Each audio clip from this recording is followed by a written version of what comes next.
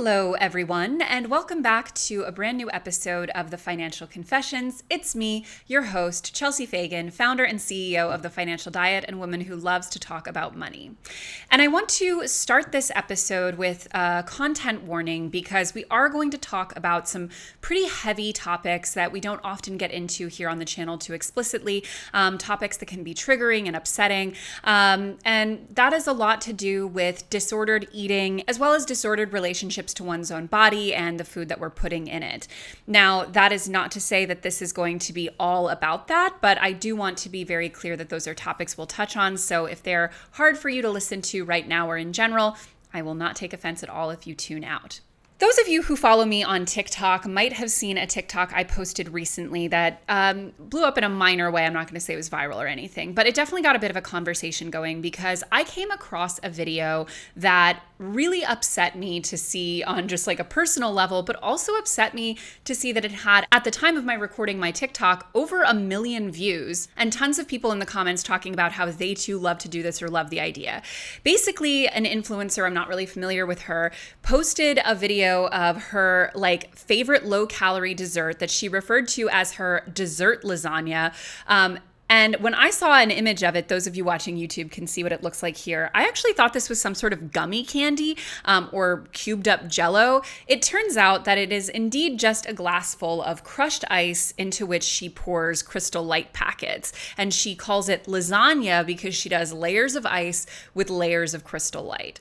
So I stitched that video and I talked about how I found it pretty upsetting, especially in the dead of summer when a lot of us are already hyper conscious about, for example, what our bodies might look like in bathing suits, and we're inundated with all kinds of messaging about needing to lose weight and needing to focus on calories and so forth. But again, to see that for as far as we've supposedly come with a lot of body image stuff and our narratives around how we should be treating our bodies and what we should be putting in them, we're still subject to a lot of the same really toxic diet culture that has plagued women for basically as long as women have been aware of themselves, and certainly other people have been aware of them as well. We've talked about it before on this channel, but it's always worth reiterating. We live in a very, very confusing time when it comes to things like wellness, and many of us are still navigating minefields of body image and disordered relationships to food that are being presented to us often under the guise of being healthy alternatives or being self-care in some cases. To navigate this can feel impossible, but it's important to arm ourselves with the right tools. And recently, the TFD Society Book Club had a book club pick by my guest today. This book actually came out on April 25th of this year. It's available where all books are found. We'll link you in the description. Shop independent if you can. It's called The Wellness Trap, and it's all about navigating this faux sense of wellness, as well as all of the content and messaging we're surrounded by, both on social media and in the rest of our lives. I'd like to thank Nutrafol for supporting TFC. Nutrafol is the #1 dermatologist recommended hair growth supplement. You can grow thicker, healthier hair and support TFC by going to Nutrafol.com and entering the promo code TFC to save $10 off your first month subscription plus free shipping on every order. She's a registered dietitian. She's also a specialist in eating disorders as well as intuitive eating, and has a lot of extremely fascinating things to say on these topics and more. It's been one of our members' favorite book club picks of the whole year, and I'm so excited to share her with the broader audience here on TFC. Without further ado, I welcome my guest, Christy Harrison. Hi. Hi, thank you so much for having me. Thank you for being here. So I obviously gave a little bit of your credentials, but could you just start us off by talking about what you do as well as your philosophy as it pertains to eating and wellness? Sure, yeah. So I'm a registered dietitian. I like to say I'm an anti-diet registered dietitian because that immediately sort of subverts people's idea of what a dietitian is.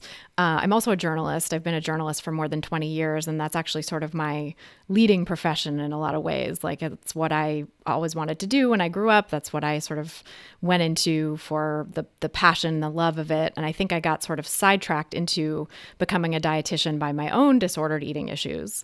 And so now I work to help people recover from disordered eating themselves, to heal their relationships with food and their bodies from this anti-diet perspective. So not putting people on diets, not promoting weight loss or, demonizing particular foods or anything like that, but really helping people have a relaxed, intuitive, easy, peaceful relationship with food the way that we all deserve and the way that we're all born being able to do before we get, sidelined by diet culture. So yeah, that's a little bit about what I do. I wrote 2 books, Anti-Diet, which came out in 2019, just before the pandemic, and then The Wellness Trap, which came out this past April, as you said. And so it's been really interesting to see sort of how the culture has shifted since writing that first book, and just the ways that wellness culture has become even more insidious, and there have been even more scams and rabbit holes of misinformation out there since the pandemic that I really wanted to explore in the second book. Well, as someone who's pretty familiar with the publishing industry, condolences for having a book come out right before the pandemic. That's a very rough time for a book to come out. Thank you. So for those who may not have read the book yet, although everyone should, what is the wellness trap? Yeah, so the idea of the wellness trap is that wellness culture is a trap that hooks people in through promises of better health, better well-being, and this sort of sense of like totally optimized health. So if you're someone with chronic illnesses like me who struggle to find help and support in the conventional healthcare system, I think it can be really appealing because it feels like you're taking matters into your own hands, you're getting the help and the empathy and support that you need. Oftentimes, under the umbrella of wellness falls alternative and complementary medicine, which is increasingly being sort of rebranded as integrative and functional medicine.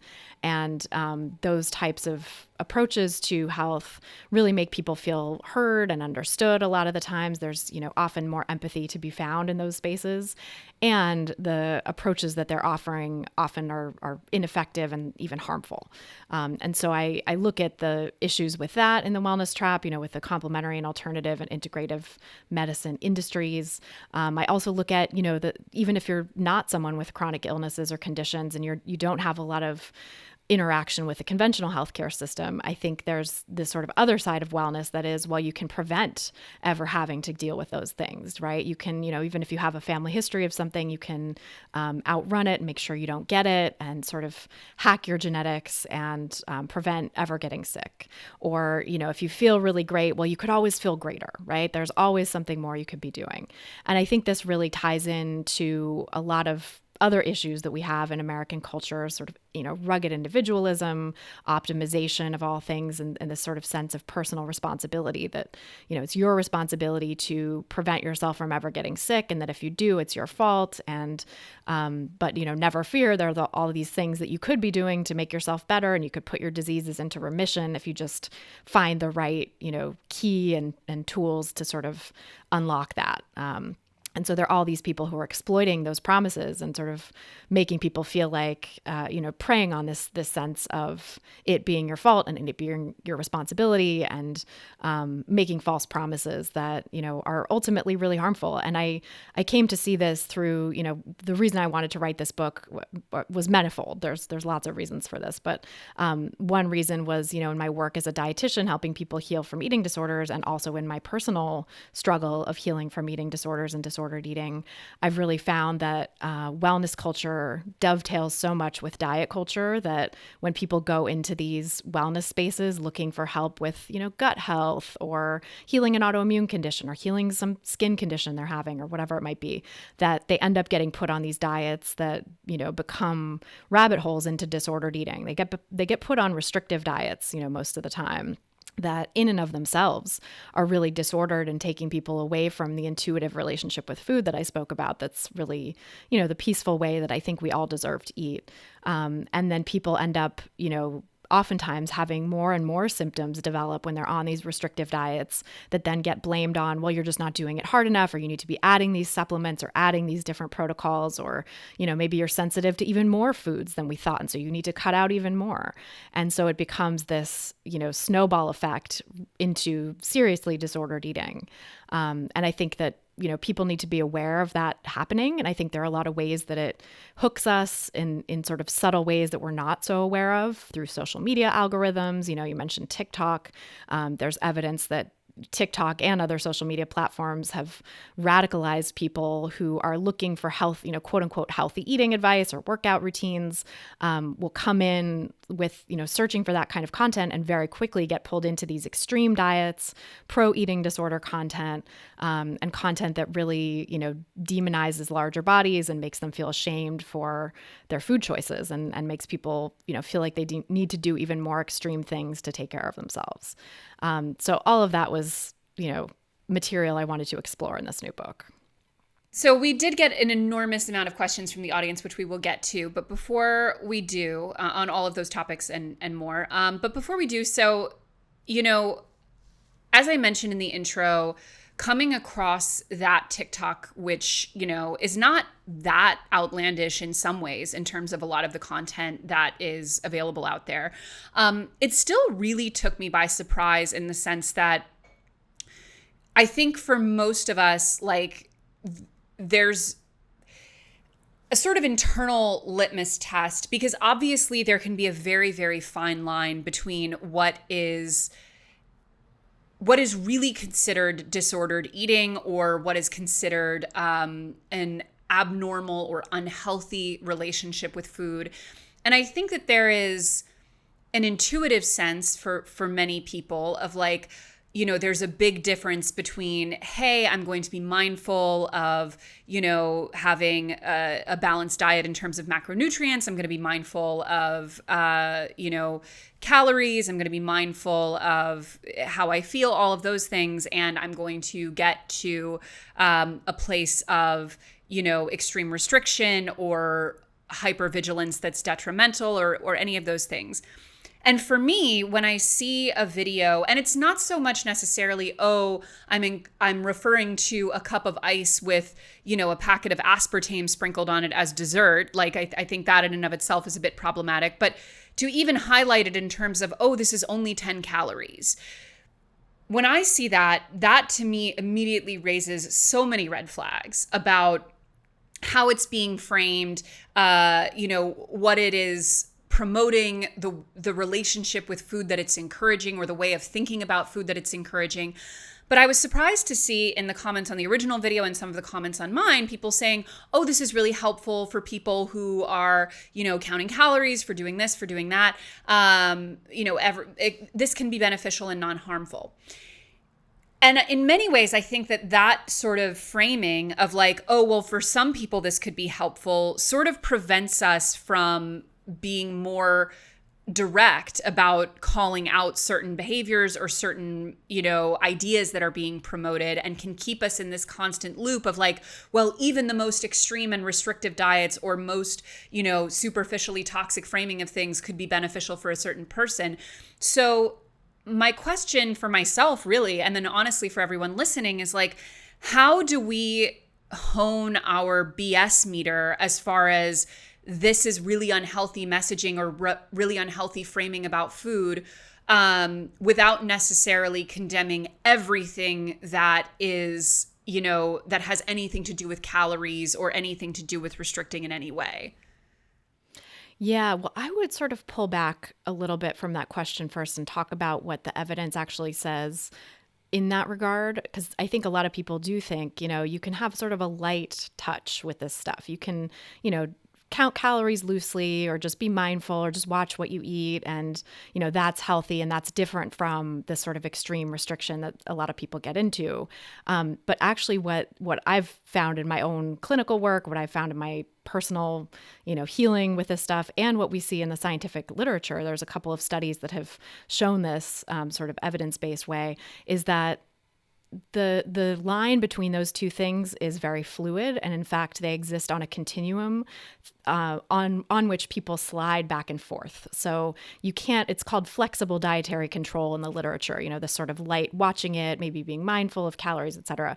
You can't actually have flexible dietary control without being at risk of sliding into rigid dietary control, and most people slide back and forth on that continuum over time, and so they never quite get away from the specter of rigid dietary control. I think when there's flexible dietary control, there's always rigid dietary control sort of lurking around the corner, right? So when you're, I think of it as kind of the spectrum of disordered eating too, right? It's you can have disordered eating that is not sort of fully aligned and intuitive and in touch with your relationship with your body and with, your hunger and fullness cues and your body's needs, where you're kind of living in your head and you're counting calories or counting macros. And, that's taking you away from this intuitive relationship with your body that really, I think, is the goal in my work with people and in sort of fostering a peaceful relationship with food and, and good well-being overall.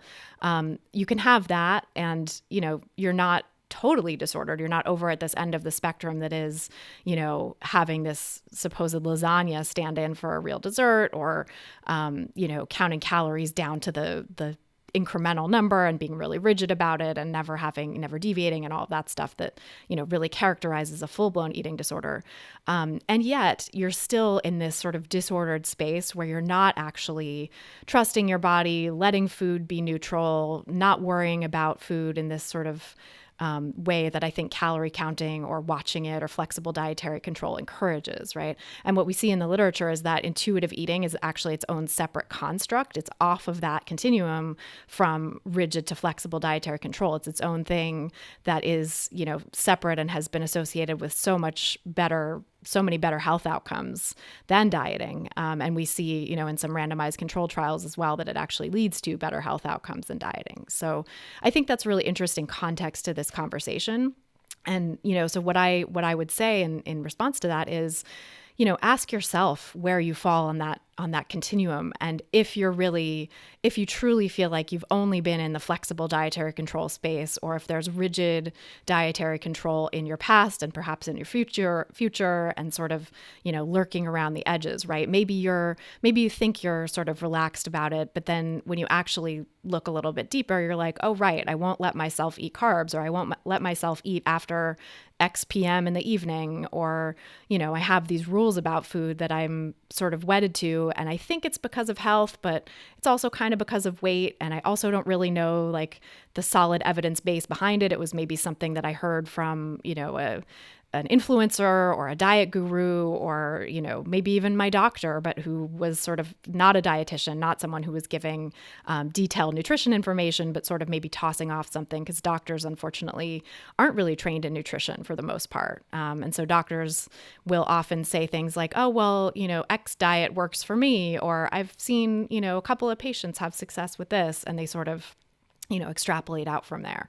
And so kind of really looking at like the root of your food rules and your ways of being around food, and sort of making sure that, I think there's always often some rigidity lurking there that people aren't aware of. And so being really honest with yourself about that, right? And I think when we are honest with ourselves about that, we see that, really in no peaceful relationship with food is someone worrying about 10 calories, right? In no peaceful relationship with food is someone saying, well, I'm hungry for a sweet or a dessert, but I'm not allowed to have any sort of sugar. And this includes even people with diabetes, right? Because people with diabetes are often told that they have to avoid sugar at all costs. And that really isn't true. There are ways to have sugar as a balanced part of your meal plan with diabetes, and to sort of plan for that with medication and food planning and stuff like that, and sort of seeing how different things affect your individual blood sugar.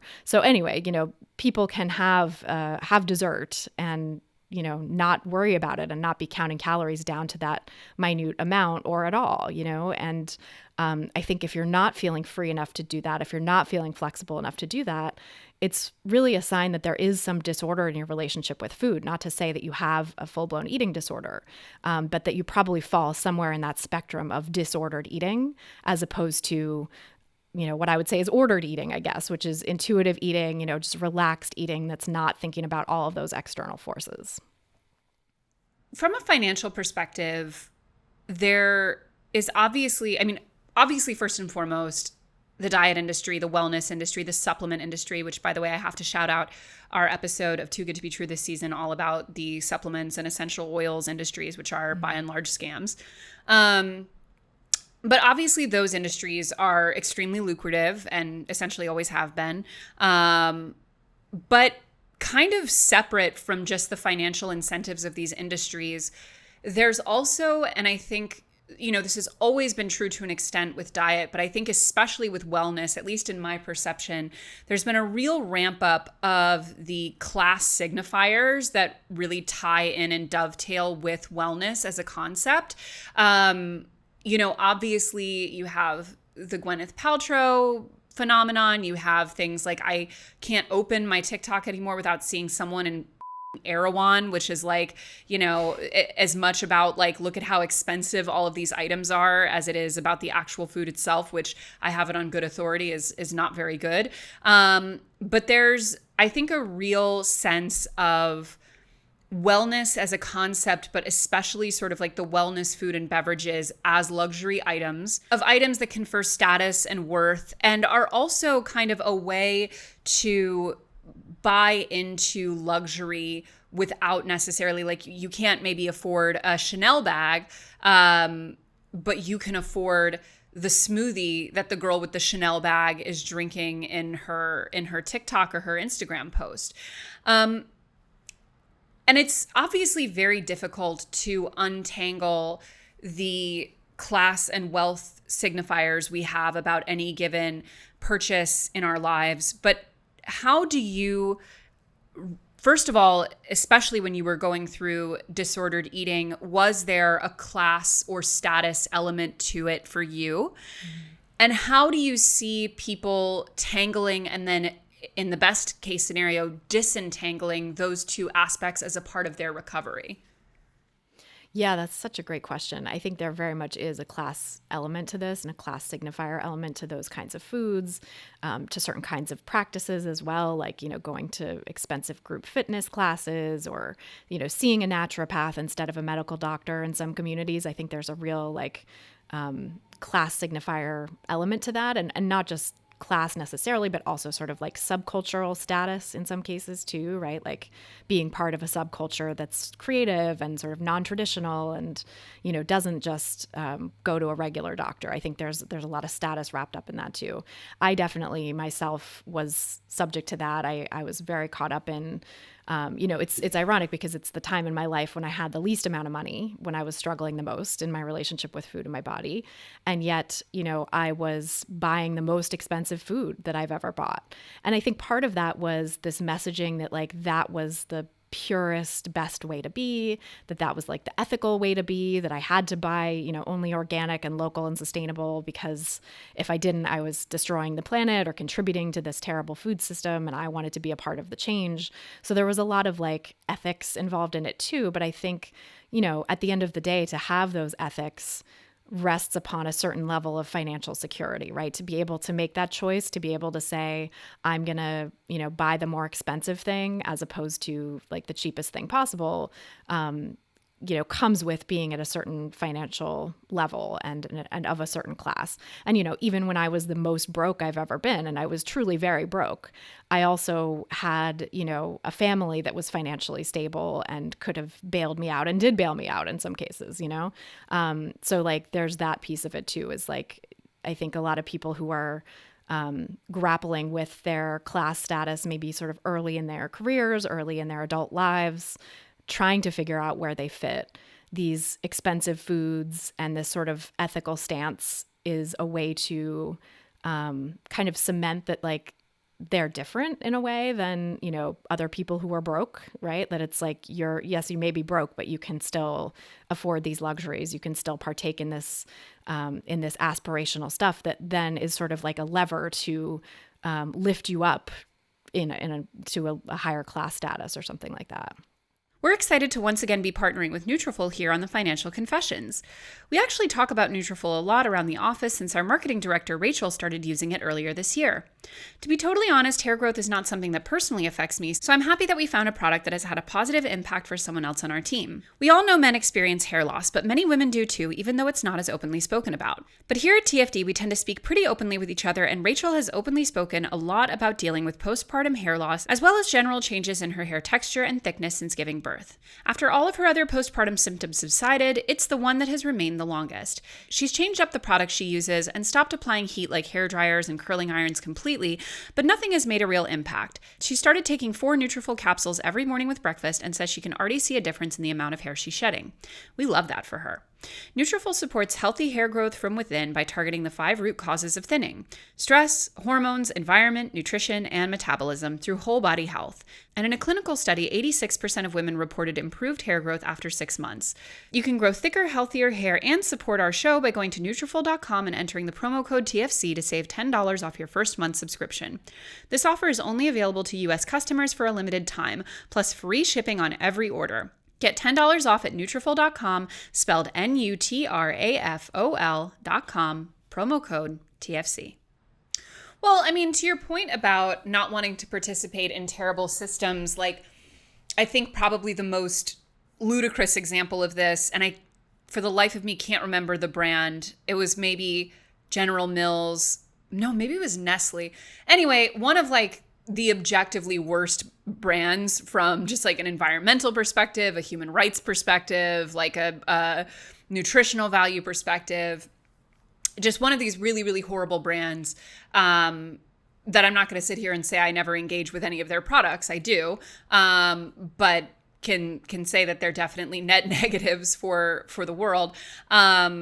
They had put out some video on social media, I want to say this was maybe a year ago or so, that had, I guess, maybe the person in the video was a registered dietitian as well, had some credentials, but essentially was, in the video kind of using the language of intuitive eating and talking about how, oh, well, no foods are good or bad. Like, you can have these, and then, showing the hyper ultra processed, nutritionally very, let's say, lean snack foods, and this is no better than a carrot or an apple or what have you, which there's a framing through which you could say, okay, that's true on a moral level perhaps, although if you were going to get into the impacts of each of those things, maybe not. But clearly there is, by the actors who stand to benefit from lax regulation, from, a limited consumer awareness, limited consumer options. Like, there are a lot of bad actors within the food and beverage industries who definitely benefit from a perception that, an item of fast food or a soda is just as good as, an apple from the farmer's market or what have you. And there's a real cynicism to that as well when you think about, all of the environmental and labor impacts behind it and what have you. So when it comes to being a conscientious consumer who wants to prioritize the best things that they can from those environmental, labor, et cetera, perspectives, and yet not demonize or stigmatize these other foods in a way that negatively impacts their relationship with their own eating or their perception of other people, how do you kind of find that balance? It's a great question. I think, one thing is to question the notion of the conscientious consumer in the first place, because I think that's a way of shifting responsibility onto the individual, right? Really, I think with, environmental issues, the real thing that would have the most impact is regulation, government regulation of industries for, creating pollution or other externalities, like for labor issues and human rights abuses.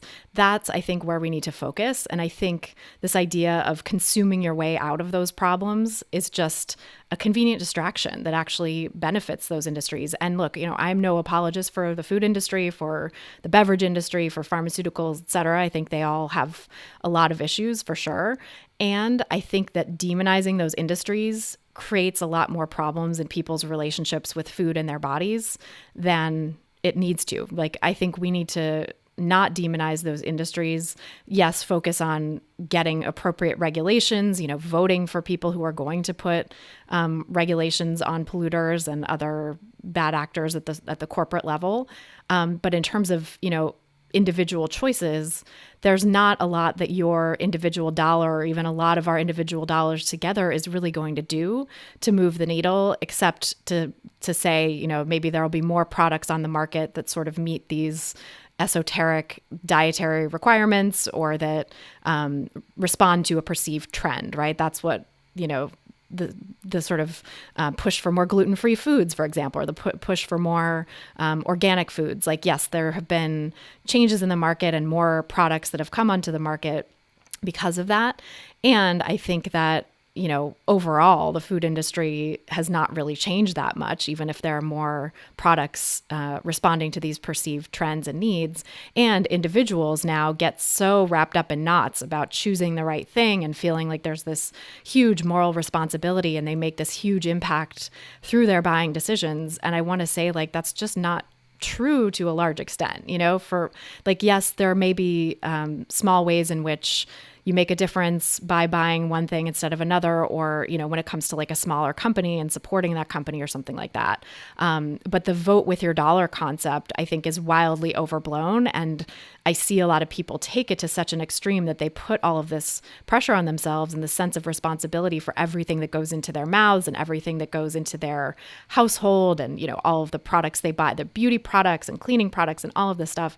And people can get so extremely obsessed with that kind of thing and spend so much of their budget on those things, when maybe a more balanced, sort of peaceful relationship with food in their body and a more impactful way of changing the environment and labor systems and all of that is, to buy the cheaper thing, or to kind of be more relaxed about it and do what, buy what you want when you want it and when you can afford a certain thing, and be working at the political level to actually make change, to be calling your representatives all the time, like have them in your speed dial, have them, call their offices every day, tell them what you want, and organize and work with local groups to get those things passed,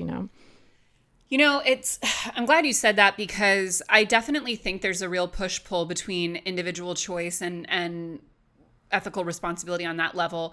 But I have found anecdotally in my own life, maybe there is data to back this up if you look at some studies, but I have found a lot in my own life that the people who tend to be hyper vigilant on an individual level about their choices tend to be often pretty disconnected politically, and in a lot of cases kind of disaffected politically. And I totally agree with you. Like, I'm very partial to phone banking and canvassing because I'm just, I'm very extroverted. It's easy for me to talk to people. Don't mind getting yelled at. Yes, I will still be calling you about Bernie Sanders. Random man in Tennessee who yelled at me last time. So that feels like, to me, an easy and accessible way to help with these things. But I definitely agree with you that there tends to be a focus on individual choice that I agree can often really relieve the pressure on some of the more systemic solutions that actually will make a difference. And there's also, I think, to your point in the beginning, it really dovetails with this American ideal of the rugged individual and, the family unit being its own little mini ecosystem, when in reality, ultimately, we are all making choices within a very specific set of constraints. And unless we change those constraints, it's going to be very, very difficult for anyone to make more sustainable changes on a societal level. And I definitely agree that if, ethics is what you're focused on, to not be turning that as external as possible and as systemically as possible is, at best, maybe a missed opportunity, but also I think at worst, a bit of a vanity project in terms of, well, I get to say that everything in my home is of a certain quality, which often just translates to you being able to afford to do it. And therefore I'm one of the good ones. But I think the real question is, what are you doing on a more impactful level to actually make some of these changes accessible to people beyond just yourself and your individual home? So I really agree with that. As I mentioned in the intro, we got a ton of questions. So I'm going to go through and just kind of rapid fire through some of these. I'll try to give rapid fire answers, although I tend to not do that. Girls, you're preaching to the choir. I'm a rambler if there ever was one. A bit of a dark question, but one I think that's worth asking because it was asked so many times. How do I know if I have an eating disorder? Such a good question. So there are screening tools you can take online. There are, talking to a therapist, right? You could start with your doctor if you have, a primary care doctor that you trust, and expressing concern with your eating, with your relationship with food and your body. And asking for a referral to a psychotherapist. I will say that it's not always easy to find someone who's really well versed in eating disorders. I encountered many therapists in my eating disorder who didn't understand eating disorders, who weren't trained in that, and who sort of minimize things or spoke in weight stigmatizing ways that actually kind of made it worse and made it harder for me to share and get the help that I needed and deserved. And I know many, many people, especially those at the higher end of the weight spectrum, struggle with that, where it's really hard. You know, if you're like a higher weight person and you go to your doctor and you say, I think I might have an eating disorder, the weight stigma that you might encounter there could be really intense. And so knowing how to find trusted sources, I think, is really important. And so, you know, taking a quiz online from a reputable source like the National Eating Disorders Association has a quiz online, I think, that you can take, a screening tool, is potentially one place to start. I have a list of providers on my website, christyharrison.com/providers, that are people that I've sort of vetted and, you know, had communications with about their approach to disordered eating and eating disorders, and, you know, therapists and dietitians who could be helpful. But yeah, I think really seeking screening and then a proper diagnosis and treatment, I think, is really important. A couple of things that I will say, you know, beyond that, and of course, this is not diagnosis, this is just like education, but to say that if you feel really rigid around food such that you can't deviate from your typical eating routine or your typical exercise routine, you know, for a few days or for like a vacation, say you even get an opportunity to do like a 2-week vacation, and that causes a tremendous amount of anxiety and stress because you're like, oh no, I won't be able to eat my normal foods. I won't be able to do my usual exercise routine. Or you're like packing special foods for that trip beyond just like, oh, I'm going to have some snacks for the flight, or like make sure that I have backup snacks or something like that. But like if you're packing all of your food to go somewhere, if you're not able to eat out, if you're not able to sort of be spontaneous and have meals with friends and, you know, do things with food that are not planned and rigid, I think that's a huge red flag. A big red flag too is if there's any sort of compensatory behavior, any sort of compensation. So if you're exercising to try to make up for what you've eaten, or if you're purging, or if you're using laxatives or diet pills or things like that, that is a huge red flag as well. A lot of people asking your opinion on the keto diet. Not a fan. There's not good evidence behind it. You know, a lot of these diets, there's like some evidence in small groups of people, or in, you know, in some cases it's like in animals or in cells in a lab or something like that. With the keto diet, it's been, you know, small numbers of people. There's certainly evidence for it in very limited uses for children with epilepsy, but it is quite an extreme diet. It has been shown to have some benefit for children with epilepsy in reducing seizures, but the problem is that it's such an extreme diet that kids can't stay on it, that it can also cause havoc in their relationship with food and their bodies, sometimes with their digestion as well. And so even for that, which is sort of the best studied and best evidence-based use for it, it's not something that I would recommend. It's not something that I think providers should recommend across the board, except perhaps as like a last ditch kind of treatment. And then these, like the weight loss uses for it, or the idea of, you know, sort of general wellness uses for it, just don't have good evidence behind them. Well said. Okay. As a chronic overeater, how can I change my habits successfully and long-term to reduce my portion sizes? That's such a great question. I get questions like this a lot. I think the first step to that is sort of reframing how you see yourself. So calling yourself a chronic overeater, I think, is really, first, it's pathologizing. You know, it's making you feel ashamed and bad about yourself. And it's actually missing the root of the problem, which is restriction. So I think if anything, you can say, you know, I chronically restrict my eating, and then it leads to overeating, because that's really the course of things usually. You know, it's that I really rarely, if ever, see overeating without some form of restriction first. And so restriction really begets rebound eating. I don't even say overeating because I find that term so pathologizing. So I say, you know, rebound eating or make up eating, right? It's eating to make up for what you've restricted. And we see this a lot in people who are dieting, people who are trying to, be quote unquote healthy, right? That flexible dietary control, who are like watching it and counting calories. Maybe they think they're not being rigid, which, was me back in the day, right? I had moments of severe eating disorder pathology, and then moments of like, I'm just kind of watching it and being flexible and, just counting calories or just, avoiding carbs or whatever it was. And no matter where I was falling on that continuum, I would still experience what I then called overeating, what I would now call, rebound eating or makeup eating. So I think that the first step towards that is really getting underneath that, seeing how you're restricting, finding all the ways that you're, following food rules, restricting yourself from eating enough, and then starting to eat more, starting to allow yourself to open up to more food in general and a greater variety of foods, dropping the food rules and not being so rigid. So we have a lot of people asking about intermittent fasting or one meal a day. The general question says, can it be healthy? I must say, in the interest of full disclosure, I have practiced essentially some form of intermittent fasting for nearly a decade. So, even if you say it's totally unhealthy, I do want to just like give that caveat to the audience because they've seen me talk about it on several occasions. So I want to be honest with them. Yeah. Yeah. I'm not a fan. I don't recommend it either. Again, there's like limited evidence in small groups of people that, initially showed it had a benefit. And so that got a lot of researchers excited and sort of like everyday people really excited. And there were lots of books written about it and blogs and influencers and all the things.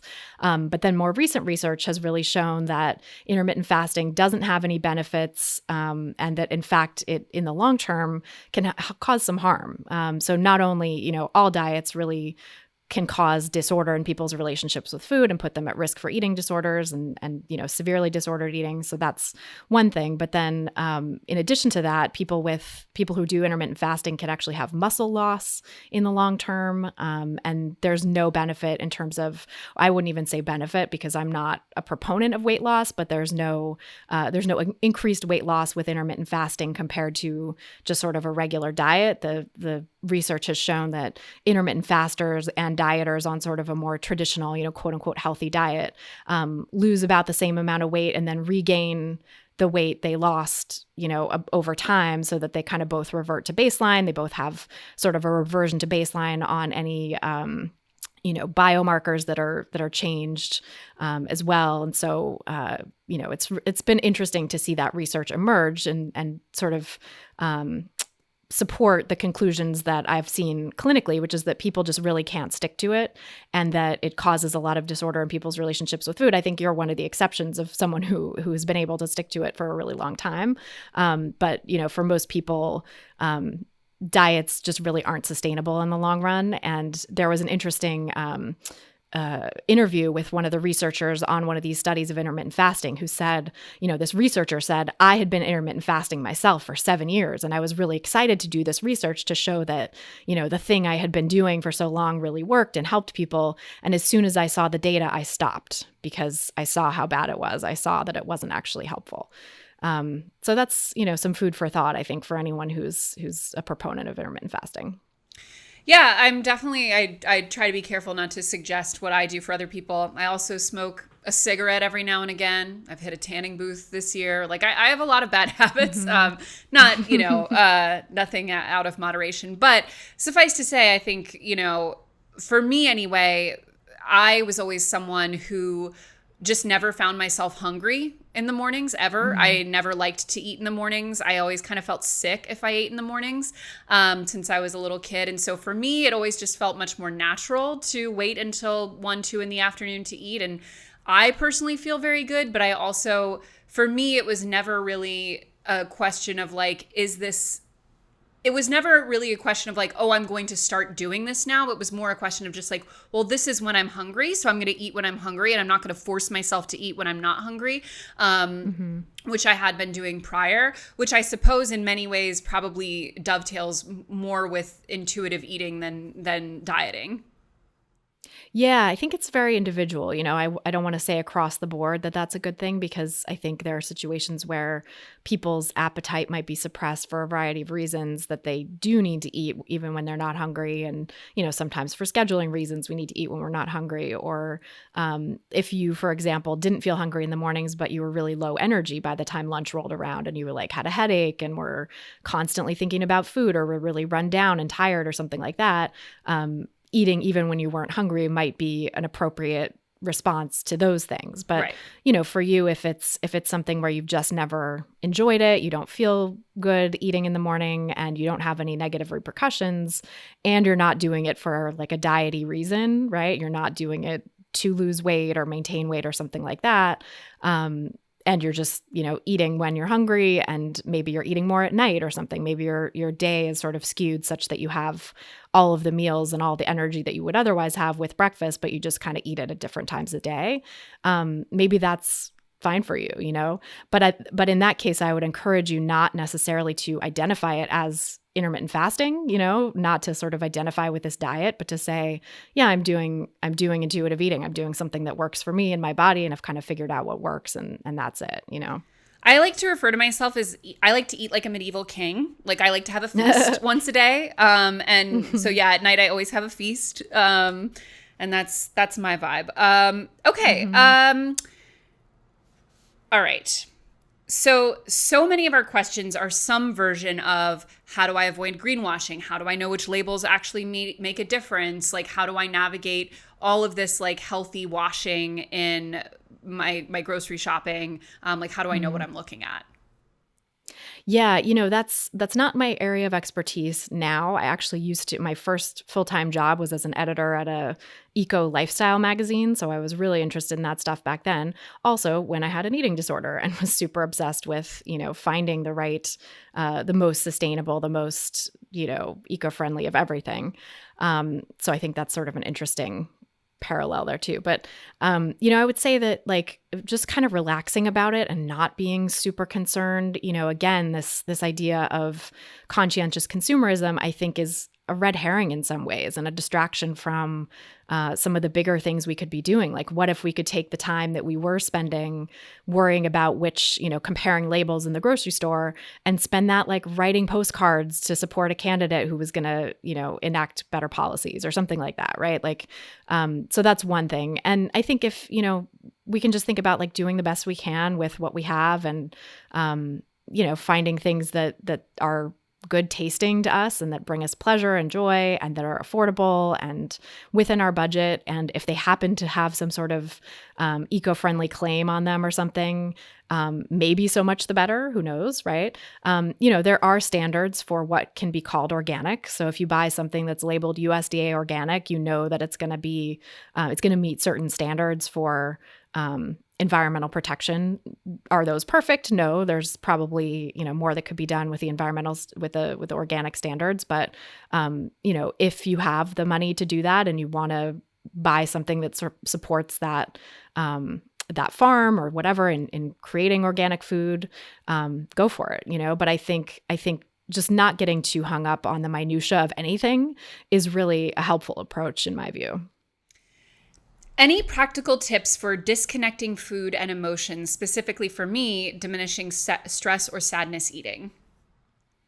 I think, again, it goes back to the notion of being adequately fed overall. So what we see in the literature, and again, what I've experienced personally and seen in clients too, is that people who identify as emotional eaters, which I very much did back in the day, I was even working on a book about emotional eating. And that's how I stumbled on intuitive eating and sort of changed the whole course of my career. I was working on this book, initially because I felt that I was an emotional eater, and I was curious about kind of the cultural history of this concept. And what I've found, in the years since, in my deep dives into scientific research and clinical work, is that people who identify as emotional eaters really aren't actually eating in response to emotions as much as they think they are, and that they're often instead eating in response to deprivation, eating in response to dieting, to having lots of rules about food, to thinking that certain foods are good and bad. They're often really critical of themselves for this perceived emotional eating, and not necessarily eating actually that much more than other people overall, but that it might fall into that restrict binge or restrict rebound cycle that we were talking about, where people are trying to restrict and trying to eat quote unquote healthy or clean, or follow a certain diet or something, and then end up eating a lot in response. And it can sort of seem to dovetail with perceived emotions, with emotions. But oftentimes, stress can just sort of exhaust whatever willpower we were trying to exert, right? So there's a lot of effort in eating restrictively and in following a diet. And, people think that they lack willpower when they stop being able to follow a diet. But really what it is that our eating shouldn't be governed by willpower in the first place.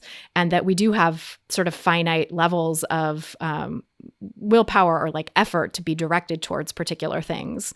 And once we sort of, if we get to a certain level of stress or a certain level of sleep deprivation or, just emotions, we can have that sort of level of effort be exhausted, and then we end up, our inhibitions are lowered and we end up eating what our bodies really need, right? So like our bodies can sort of take over, our body's needs can really take over in those situations. And it can feel like, oh, I was just so stressed out and I ate my feelings. But actually what it was that, oh, I was really restricting and deprived, and I was at a deficit and my body really needed the energy, but I was using all this effort to try to not eat. And then I got to a place where I was so stressed out that I stopped being able to do that. And then my body's needs took over and I was fed, And so if we can sort of start to reframe it that way and start to try to eat, more in the lead up to that and more in response. Also, a lot of times when people think of themselves as eating emotionally, they'll restrict on the back end too. They'll restrict in response to that and say, well, okay, diet starts tomorrow. I have to be good again tomorrow. I'm going to start restricting again. And, it just restarts the whole cycle.